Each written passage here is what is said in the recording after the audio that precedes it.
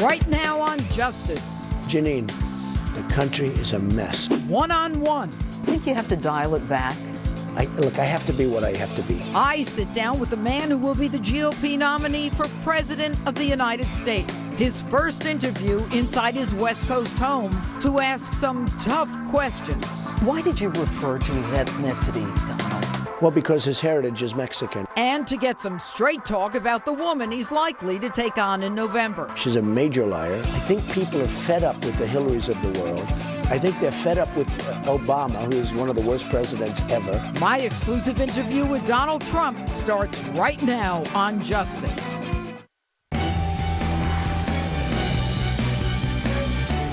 Hello and welcome to Justice. I'm Judge Jeanine Pirro. Thanks for being with us tonight. Well, he's defied the pundits, the prognosticators, and the critics. And although we're over a month away from the Republican National Convention, Donald Trump has already won the delegates needed to be the grand old party's nominee for President of the United States. This week, I traveled to California and visited with Donald at his Beverly Hills home, the first time cameras have been allowed inside. Now, in the interest of full disclosure, Donald and I have known each other and been friends for decades. He's even donated to some of my past campaigns. But this interview is about the issues and how everything in the political world has changed in a year. All right, so here we are in sunny California. Think back to a year ago. You were a billionaire who was dabbling in politics, a flash in the pan. There was this woman who was supposed to be coronated, and now everything is backwards. This woman who was supposed to be coronated is fighting Bernie Sanders and in a tie, dead heat here in California. How'd you do it? Well, it's been an interesting journey. I mean, it started in June 16th of last year, and it's just been a succession of, we've had so many victories. You know, we had 17 people totally running, and it's been an amazing period of time. I guess a lot of people say that. I'm not the only one, but I fought a good fight, and I beat a lot of people that are good people, and now I have one left. It'll probably be crooked Hillary. She's crooked as you get. And it'll probably be her, and we're going to see what happens. And I think it was in August of 2015 when you were on my show, Justice, and we talked about the RNC, and you demanded that they treat you fairly. Was the whole issue about the third-party run thing, wasn't that part of the treat me fairly issue? Well, it was, but, you know, we're going to see what happens. I don't think there'll be a third party, or certainly not a credible third party. Right now you have the Libertarians. I don't see that. I know the people, and I don't see that as being much of a threat. You have... but have they treated you fairly? If yes, the RNC has treated me fairly. They don't really control. If some wacko, like, you know, these characters that are trying to put on... Bill Weld. Well, I'm not even talking about them. I'm talking about a couple of other guys that, you know, fringe. Oh. They want to put on somebody. Well, I won't even mention the name. You want to give them as little publicity as possible. But I don't think that'll have much of an impact. So you feel the RNC has treated you fairly? I do. I think Reince has been very good. I think that, you know, it's not easy. Don't forget, he was looking at 18, and actually it was probably at the highest point, 18 people. Mm-hmm. And they were governors and they were senators. Not everybody agrees with everything I'm doing. I want the wall. I want certain things to happen. A lot of people agree with me. You know, the interesting thing, Jeanine, is that I've gotten right now more votes than anybody in the history of the Republican Party. So I went through the process. We did well in Iowa, and then after that it was just a succession of victories with New Hampshire and South Carolina, everywhere. But the big story is everybody's come aboard. Mm-hmm. I mean, if you look at people that were absolutely horrible in terms of what they said, they're now aboard. How do you feel about that? I mean, do you trust people who were just horrible to you? Well, politicians can pivot much more easily than, let's say, a person like me can pivot. You know, they pivot. I mean, they can say horrible things, and then 2 weeks later... But how does a person like you react? like Rick Perry's a good guy. He's always been a good guy. But he was very nasty during the election, and then he got out, and then he endorsed me. I didn't speak to him. He endorsed me, and he said the nicest things. He said that Donald Trump is maybe the smartest person ever to run for the office. Without That's a nice statement. Without. That was a long way from what he was before. And I'll tell you what, I fully understand what he's doing and what he did, and I like him a lot. And other people have likewise. You know, they said this was a very heated battle. There are those that say, you would know better maybe than most, but there are those that say it was the most vicious battle for the nomination that any party has ever seen. Over the years, so I don't know. But Donald, over the years, you've kind of dabbled in the idea of, you know, running for president. Is it what you thought it would be? It's more vicious. It's there's more lying and deception than ever. I never thought there'd be this kind of lying. But the lying and deception, the smiling, and then the knife in the back. And I deal with tougher people because the business world at the top they're tougher, but in a certain way they're more honorable. The deceit and the disgusting media, because the media is very dishonest. Not all of it, of course, but so much of it is dishonest. The Washington Post is very, very dishonest. Well, and I want to get to that, but you know, you have been the most accessible candidate in history in terms of the press, and yet you believe that many of them are not treating you fairly. Are you now going to limit your accessibility? No. Look, I will say this. There are some that are really bad. Washington Post is really dishonest, really, really dishonest. Why are they so much against you? Because they think that frankly, you want to know the truth, is the person that bought it has a big stake in Amazon, and Amazon's not paying taxes, and I've said openly that they should be paying taxes, and they're also destroying the retail industry throughout the country. I don't care about that, other than it's not a good thing to happen to our country, and I've said it. And they're going to be a monopoly. You look at the department stores, what's happening to them. They're going down the drain because Amazon is becoming a monopoly. And they know, and he bought that as a tool for himself, like a lobbyist. But the Washington Post has 22 reporters on me.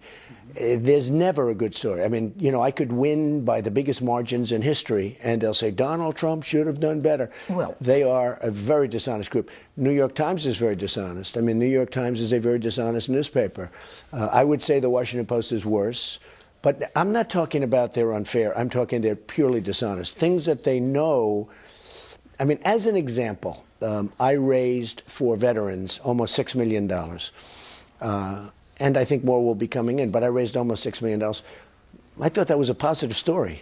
I mean, I paid a lot of it out early, but some came in, and we had to vet the situation. Okay, instead of a positive story, think of it. I raised almost it was $5.6 million. I think more is going to come in. Sure. But I gave to many, many groups. You saw me reading the list. Yes. 100,000 here, 250,000, 1 million to one group. Why were you so agitated that day? Because I thought I was treated very unfairly. When you raise, I never thought this is a possibility that could be a bad story. Mm-hmm. That was a terrible story for me.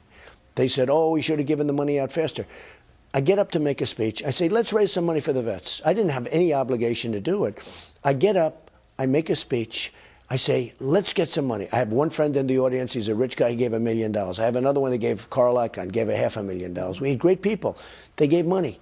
Ike Perlmutter gave money. But in the end, you won, Donald. No. You think it's a bad story. But I get treated unfairly. Now, I think, here's the good news.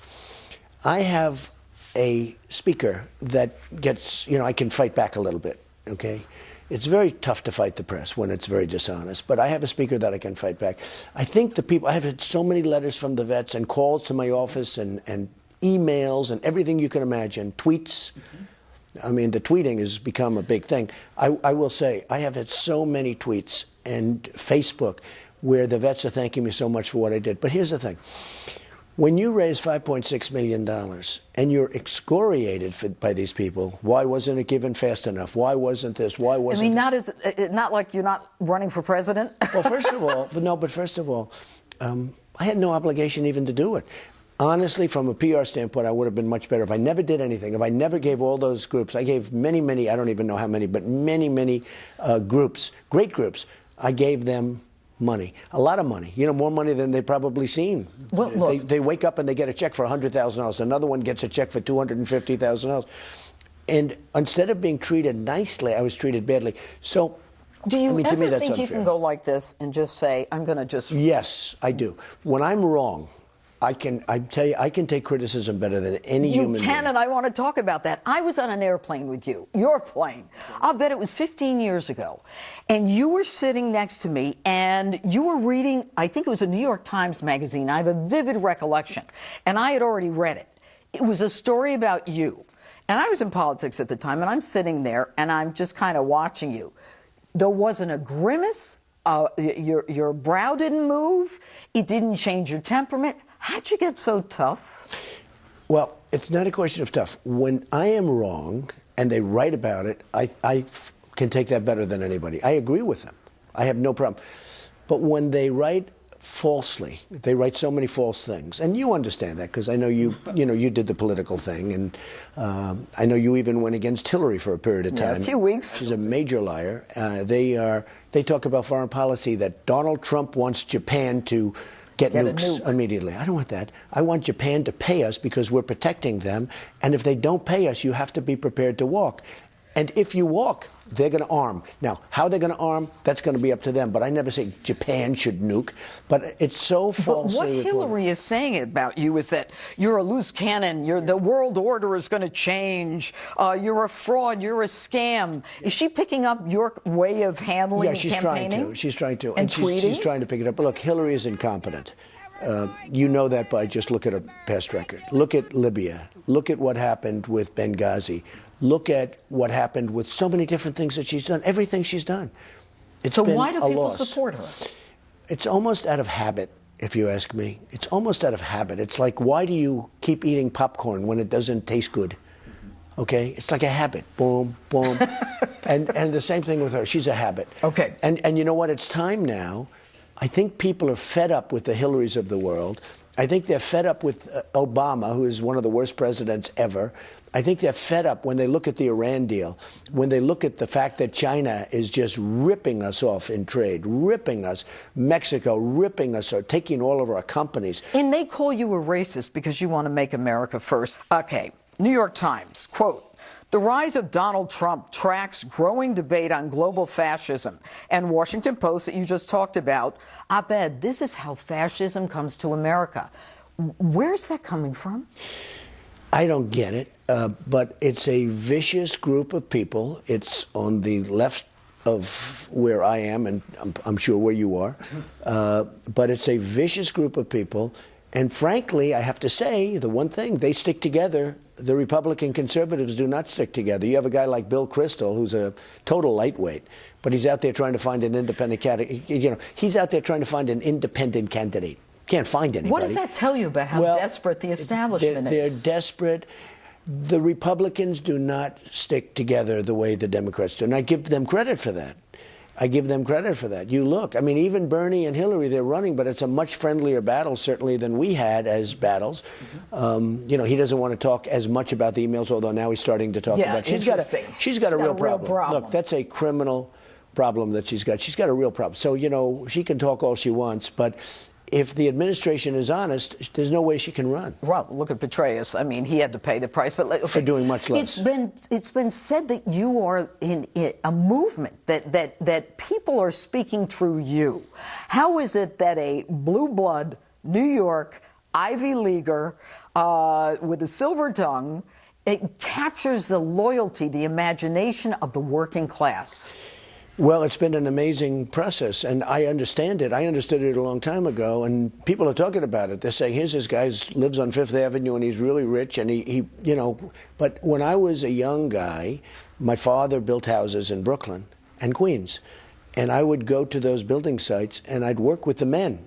In that case, it was always men. I mean, today it's men and women. You hired but I went, and I was one of the first people to do that, to hire women. And I got no credit for it, but these are, you know, minor details. What are you going to do? But I was literally in the construction industry. I was literally the first. Okay. So I would work with these people, and I would get along with them great. I loved them. They were tough. They'd fight at lunchtime. I mean, they'd have fist fights over something. But I got along with them great. And for some reason, I mean, I honestly like them much better than the rich people. It's very interesting. And the rich people know it. Why? I don't know. I think they're more real. There's less phoniness. But, you know, you can call them blue collar, you can call them, they're like they're workers. Well, yeah. They're workers. And by the way, some of them are very successful people, and they become very successful because, you know, it is a movement, but it's a movement of everybody. What is the movement? It's a movement of people that are tired of seeing stupid decisions made in our country that are destroying our country, where our companies are leaving, our jobs, our people are being fired, where people haven't had a pay. When you talk about blue collar, they haven't had a pay increase in 18 years, an effective pay increase in 18 years. It's a group of people that are tired of stupidity. It's a group of people that want common sense, and they want to win again. We don't win anymore. We don't win with our military. We can't beat ISIS. More to come. Next, I asked Donald Trump about the controversy swirling around Trump University and his personal comments about the judge in the case. Why did you refer to his ethnicity, Donald? Well, because his heritage is Mexican. And I get Trump's response to President Obama's scathing comments this week about him. He ought to really focus on his job because he's doing a lousy job as president. Part 2 of my interview with Donald Trump is next as Justice rolls on.